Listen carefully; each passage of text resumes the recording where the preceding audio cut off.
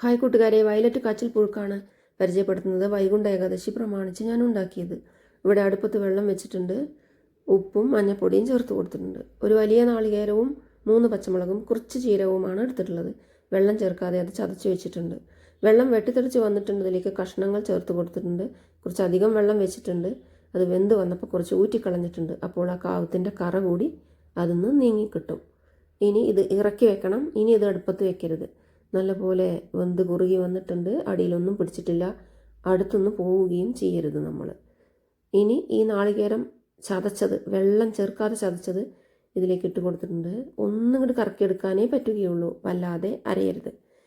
ഇനി ഇത് നല്ലപോലെ യോജിപ്പിച്ചെടുത്ത ശേഷം നമുക്ക് ഒരു പ്ലേറ്റ് വെച്ച് അടച്ചു വയ്ക്കാം.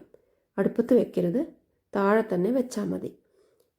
ഇനി 5 മിനിറ്റിന് ശേഷം തുറന്നിട്ട് നമുക്ക് വേണമെങ്കിൽ കുറച്ച് പച്ച വെളിച്ചെണ്ണ ചേർത്ത് കൊടുക്കാം, അല്ലെങ്കിൽ കറുവേപ്പിലയും ചേർത്ത് കൊടുക്കാം. ഇനി ഇത് നമുക്ക് വിളമ്പി ചൂടോടെ കഴിക്കണം. ആറിയാൽ നന്നല്ല. ഇത് നല്ല ആരോഗ്യമാണ്. ട്രൈ ചെയ്യൂ. അഭിപ്രായങ്ങൾ അറിയിക്കുമല്ലോ.